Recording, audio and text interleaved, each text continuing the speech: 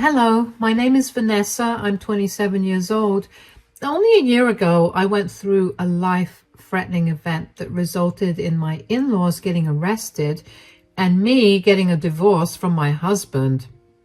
I know it all sounds crazy, so let me start by telling you a little about my relationship with my now ex-husband, Daniel. Daniel and I met in college and we started dating because we found out we had a lot of things in common. I ended up liking his company and the way that he always found a way to make me laugh. Besides, it did help that he was a very attractive man. We dated for a long while until we graduated before we decided that it was time for us to meet each other's parents. My parents loved Daniel, but when it came time to meet his parents, I couldn't help but feel like his parents did not like me. They were cold towards me, and for some reason his father Dominic kept throwing insults my way. They went unnoticed because Daniel's mother, Melanie, would laugh it off as a joke, and then Daniel would follow along. I was pretty uncomfortable the entire time, and I was beyond glad when it was time for us to leave. After our first meeting, Daniel asked me how I liked his parents. So, how did you like my parents? Well, I think they're pretty cool, but what happened? Did you not like them or something? No, but I think that they don't like me. Why in the world would you think that? To start, your mom barely even looked at me, and the few times that she did, I swear she sneered at me. What? That's nonsense. My mom prides herself in being a proper lady. That's literally the last thing she would ever do. And then your dad kept throwing thinly veiled insults at me the entire time. Literally, when did he do that? When I was telling him that I was a legal consultant, he said, and I quote, "Lawyers are known to be scumbags, and they also tend to look like it. I wonder if my son has a thing for those." Oh, come on. He didn't mean anything bad by that. That's just my dad's sense of humor. That's a pretty messed up sense of humor and very hurtful too, don't you think? I guess I've just gotten desensitized to it, but I can see how it can be hurtful to someone who isn't used to it. I'm sorry that they made you feel that way, but I promise you that they never intended to do it. Are you sure? Because if they don't like me, I'll respect that and keep my distance. I understand that sometimes you can just not like a person, and I don't want to seem annoying by being around them a lot. Hey, don't you dare think that way. It's been a while since I brought a girl home, and they're a little protective of me. I guess they were just trying to judge how you were for me. Don't take it to heart, please. Fine, if you say so. I didn't know how Daniel expected me not to take his parents' odd behavior to heart, but I tried my best. I met them a few more times after that, and every single time they treated me like I was stupid and inferior to them. I tried to talk to Daniel about it, but he never seemed to listen to me. Eventually, I gave up and resorted to avoiding much contact with his parents. About a year after we met each other's parents, Daniel proposed to me, and within 6 months we were married. At the wedding, Melanie and Dominic were very rude to not only me, but also to my entire family. I brought it up with Daniel, and we ended up having a pretty big fight. But like always, it did not lead to any results. He'd keep excusing his parents' behavior with them, just being overprotective of him, but I didn't see why that needed to include being so mean to someone's entire family. I could deal with their behavior, but there was no reason to insult and belittle my family. After that, I pretty much barely spoke to either of them, and that was the way it was for a good 6 months. Daniel tried his hardest to mend the relationship between me and his parents, but every time I caved and went to visit them, they'd get more egregious with their insults. I will say that no matter what they said or did, I never once retaliated. I was always nice to them, and I never penalized Daniel for not taking my side. I only expected an apology when they took it too far. One day, Daniel came back home from work and told me that his mom called and she invited us on a camping trip with her and Dominic. So my mom called me today. Oh, what did she say? She told me that she and Dad were going on a camping trip this weekend. That's nice. Good for them. Yeah, well, they invited us too, and I really want to go. You can go if you want to, sweetie. What about you? They invited you along as well. In fact, Mom insisted that you come along. Really? Why? She never liked me to begin with. This again. My mom loves you. She's just not openly affectionate. Honey, she tried to push me into our wedding cake at our reception. I don't think she likes me at all. So you're just going to turn down their invitation because you think that she doesn't like you. I just don't see why I should be there. I mean, I'll only ruin the mood considering how your parents and I don't really get along so well. That's nonsense. What has my dad ever done to you? He hasn't done anything, but he's sure had a lot of insults to throw my way whenever you're not around, which, by the way, your mom finds hilarious. Are you trying to make my parents seem like some evil in-laws or something? Because I do not appreciate that at all. Daniel, I'm not trying to do anything like that. I've been trying to tell you from the start, but you would never listen to me. I don't feel comfortable being in the woods with two people who blatantly dislike me. It's just not my cup of tea. Why can't you see this as my parents' attempts to make things up then? I mean, they were adamant about bringing you along anyway. Maybe they're trying to clear all your suspicions about them not liking you. How would they even know about my suspicions? I may have told them about it, but only because I wanted you to be proved wrong so you can become comfortable around them. Daniel, you can't do that. How do you know that they won't dislike me even more now? I know they won't, and that they don't, because they've invited you to our camping trip. Keep in mind that this is a very important trip, because when I was growing up, we would go on camping trips to bond as a family. Trust me when I say that this is their roundabout way of telling you that they want to make things right with you. Fine, if you say so, but if I feel like even the smallest thing is off, you have to bring me back home. Absolutely. You have nothing to worry about. I was still very skeptical about going on this trip with Daniel's parents. They had made it abundantly clear that they did not like me, so for them to insist that I come along on some camping trip with them made me feel like there was something wrong. This feeling did not go away, and I tried my best to ignore it because I wanted to desperately believe that the invitation was their attempt to fix our relationship. When the day for the camping trip finally came, I couldn't help but notice how antsy Daniel was. I asked him if everything was all right, and he told me that he was worried about whether I'd be able to keep up with all the hiking involved. I assured him that I was, and then his parents arrived to pick us up. On the drive to the campsite, I ended up falling asleep because the anxiety about the trip kept me up the previous night and on my toes during the entire day. So I had no idea where we had gone, which was my first mistake. When we got there, we parked the car a good while away from the camping spot and hiked for about an hour and a half before we finally found a place to camp. We set up our tents. Each couple shared a tent and unpacked the food we'd bought. It had been a relatively good time by that point. Melanie and Dominic had been surprisingly nice, and I enjoyed it. After dinner was done, I thanked both of them for inviting me along.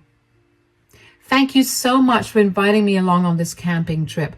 Daniel told me about how important these camping trips are to you guys, and it makes me feel so nice that you invited me to join you. Of course, you're our daughter-in-law now. You're part of our family. And also, Daniel told us about how you'd been feeling around us. Oh, forget about it. That was just something I confided in him about because I was insecure and probably overthinking things. No, we can't just let it go. We did not mean to make you feel that way. And we're really sorry that we did. We weren't trying to make fun of you or be cold towards you. It's just that since Daniel was born, it had always been the three of us. He's our only son, and we tend to be very protective of him. One could even argue too protective of him. We didn't mean to hurt or upset you, and we're sorry that we did.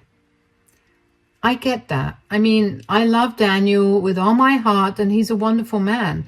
I see why you guys care so much, and I can assure you that I too want only the best for him. Yeah, she makes me very happy, and there's nothing better that I could have asked for. I'm glad that's the case. As long as you keep him happy, I'm sure we'll never run into any problems together. Dominic, don't say it like that. It sounds like we're threatening her, and that's the opposite of what we want to achieve today. It's okay. I'm sure that Dominic was only trying to be funny. Sure. Anyways, where's the hot chocolate, Melanie? Oh, yes, it's in our tent. I'll pour us some cups and be right back. Hot chocolate? Oh, yeah, my mom makes a mean hot chocolate. I swear she must put some magic in it because no hot chocolate has ever tasted as good as hers. Well, then, I'm excited to try it. I was genuinely happy that night. I never expected my relationship with Melanie and Dominic to get any better. I was happy with things being the way they were, as long as Melanie and Dominic were a little more civil. But to hear them apologize and provide kind of reasonable reasons for their behavior made me feel like there was hope for my future with them. Just after Daniel told me how good Melanie's hot chocolate was, she came out of her tent and gave me a full cup of hot chocolate. I did notice that she was very particular about which cup was mine, but I didn't pay any attention to that because I was so happy about our previous conversation. For starters, her hot chocolate was very average. I didn't see why Daniel hyped it up so much, but I appreciated it out loud just to keep the good ambience going. I'm only saying this because I want to be a little petty, and it sets a good tone for what I'm going to tell you about what happened next. As I was reaching the end of the cup of hot chocolate, I began to feel very drowsy. I don't remember how or when I ended up in my sleeping bag, but I did. When I woke up the next day, I felt groggy and I had an almost head-splitting headache. My stomach was also feeling very weird, but I didn't have time to focus on that because I was suddenly very aware of how I was sleeping in a sleeping bag without a tent to cover me. In fact, Melanie and Dominic's tents were gone as well. Out of panic, I picked my phone up to call them only to realize that I had no network.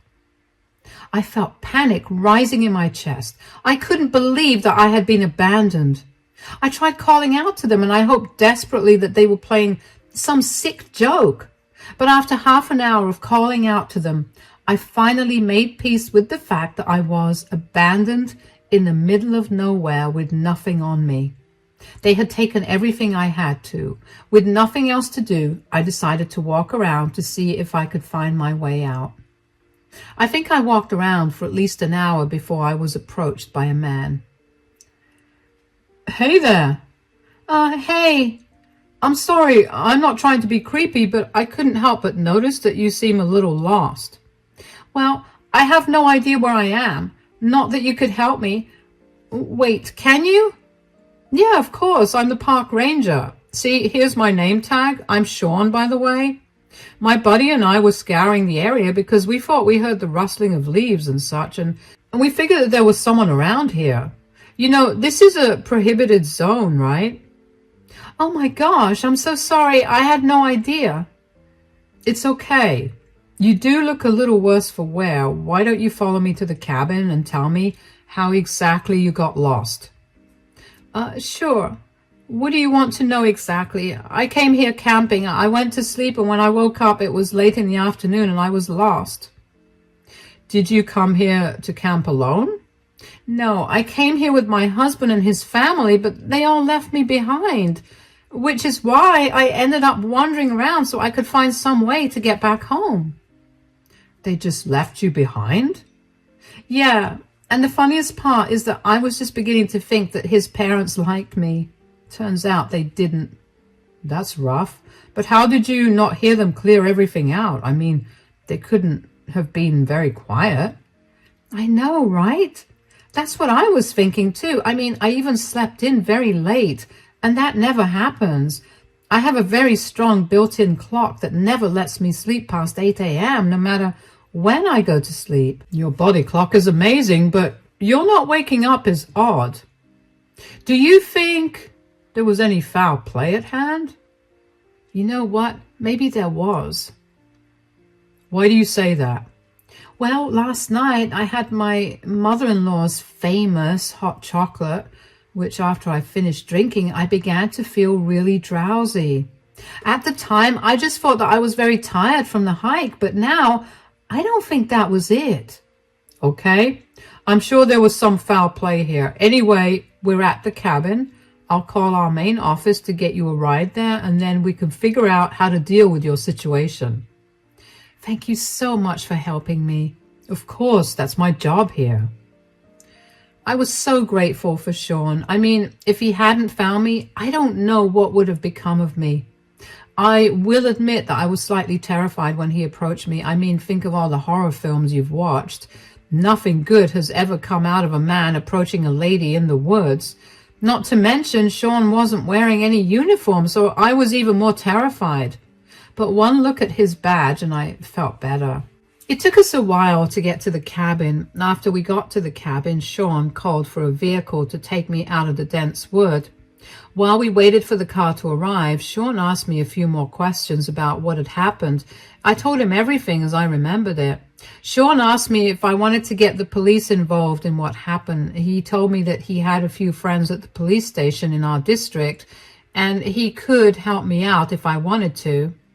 At first, I was tempted to tell him no out of pure alarm, but then, the more I thought about it, the more I realized that it would be best if I did at least get some revenge on Daniel, Melanie, and Dominic. I needed to find out if they drugged me and what they used to drug me. So I told Sean that I would be okay with getting the police involved, and he quickly made a few phone calls. Just as the car for me arrived, Sean told me that the cops would be waiting for me at the main office. I thanked him profusely for his help, and he smiled at me. When I got to the main office, at least 6 cops were waiting for me there. One of them rushed up to me and asked me if I'd be comfortable giving my blood to run some tests on it and then going down to the police station. I consented to it and followed whatever they wanted me to do. Over the next few hours, I spent a lot of time detailing the events of the camping trip to the officers and then waiting for the blood test reports. As soon as I got some signal on my phone was flooded with messages about money being withdrawn from my account. Now, I didn't have anything on me, so I knew that either Melanie, Dominic, or Daniel was stealing from me. I immediately told the officers about this, and they looked into it. After a little digging, they figured that the withdrawal was made at the ATM near Melanie's place. By this point, I was practically shooting steam from my ears because of how angry I was. I couldn't believe the audacity of that family. I couldn't wait for them to be put in their places. When the reports finally came, I was told that I had been administered a near lethal amount of sleeping pills. My heart started racing when I heard that. I couldn't believe that I was even alive, and that Melanie and Dominic would go so far as to show me how much they hated me. The officers told me that all 3 of them would be charged with drugging and robbery if I wanted to press charges, and you can bet that was what I wanted to do. The officers asked me if I would like to ride along with them, and of course I wanted to. I wanted to be there to see the shock on their faces when they saw how their actions caught up to them. After the officers got a warrant for the arrest of Melanie, Dominic, and Daniel, and a warrant to search their house, we were off. When we finally got there, I walked up to the door and knocked on it. Keep in mind, by this point, it's well past 9 p.m. and not once did I hear anything from the three of them. Melanie opened the door and looked shocked to see me with 6 cops standing behind me. "Oh, hey, Vanessa, where have you been? We've been worried sick." "Save it, Melanie. You guys tried to drug me and rob me." "That's not true." "Oh, really? Then why did I wake up all alone in the forest with nothing on me except my phone, which I had thankfully kept in my pocket, and you lot didn't seem to check?" "What? What are you talking about? We tried to wake you up when we were going on a hike in the morning, and you insisted that we go alone. You told us that you'd meet us back home."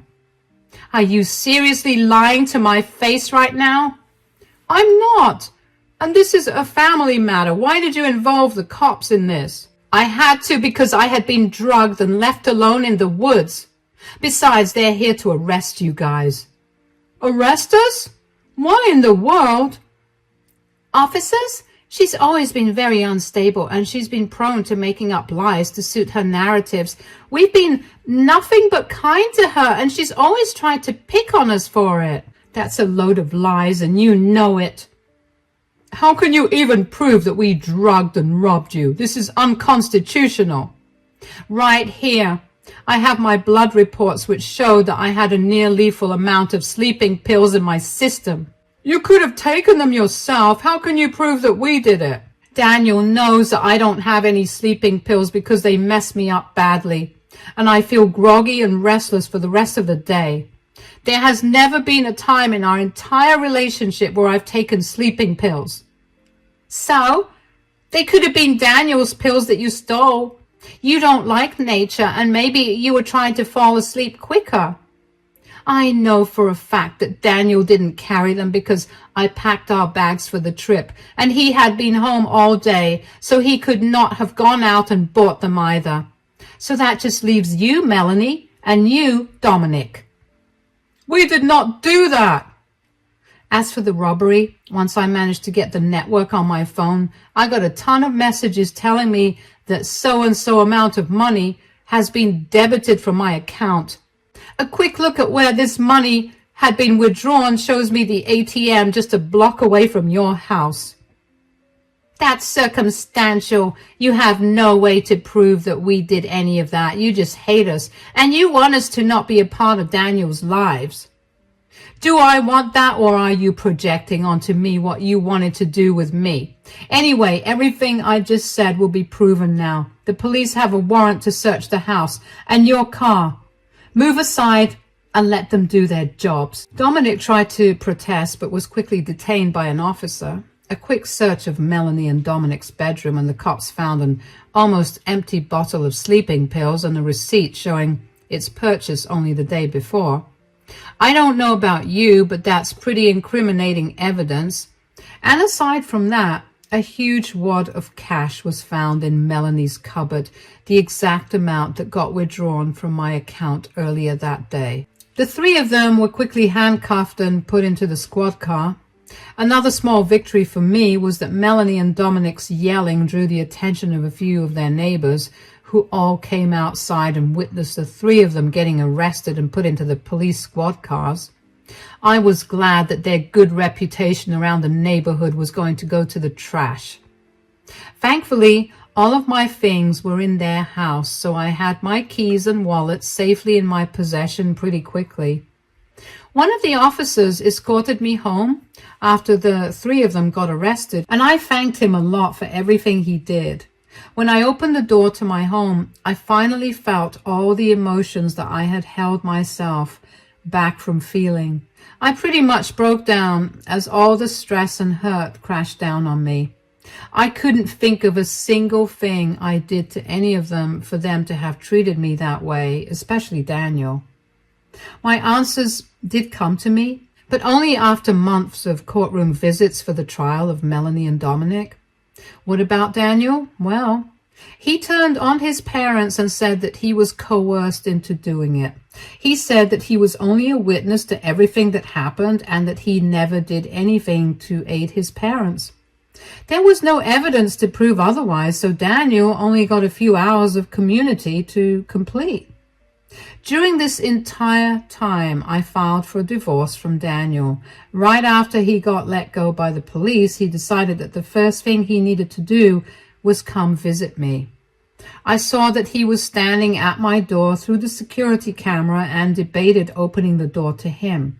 I got too curious, so I ended up opening the door. "Hi, Vanessa. What do you want?"